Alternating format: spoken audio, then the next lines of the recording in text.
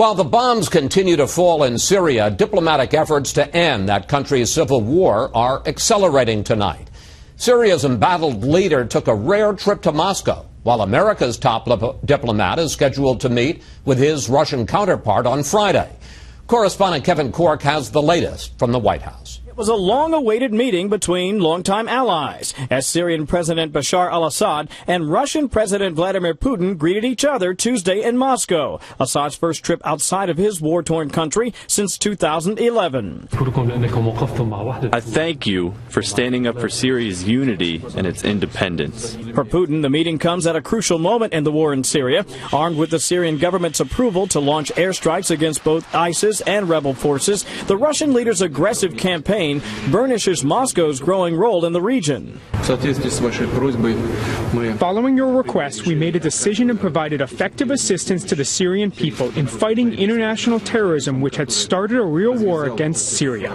Putin claims part of the reasoning for being in Syria is because at least 4,000 Islamist militants from the former Soviet Union are fighting there, and left unchecked, they could foment instability back in Russia. But the Obama administration quickly criticized the meeting. Traveling aboard Air Force One, White House spokesman Eric Schultz said, quote, "The red carpet treatment for Assad and Russia is at odds with Moscow's stated goal of a political transition in Syria." I don't see how Assad could ever unite and govern the country. No more than the terrorists could ever unite and govern that country. The Kremlin's warm welcome happened on the very same day the Pentagon and Russian officials signed a memorandum of understanding to avoid an inadvertent clash over Syria as U.S. forces continue to target ISIS. The agreement calls for the two sides to keep a safe distance in the air and establish a communications hotline. There would be no shared intelligence, and the details of the deal would remain secret at the Russians' request.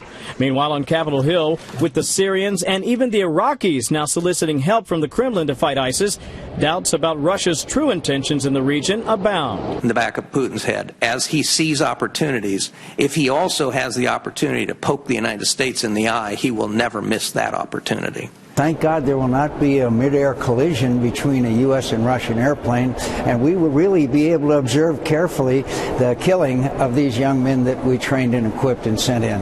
This is shameful. Chris, Secretary Kerry will meet with Benjamin Netanyahu tomorrow as the conversation continues over how best to deal with the growing threat of ISIS. And speaking of, the U.S. coalition of bombing ISIS in Syria and Iraq is one country smaller tonight. Canada's newly elected Prime Minister-designate Justin Trudeau telling President Obama that his country will no longer take part. Chris? Kevin Corke reporting from the White House. Kevin, thanks.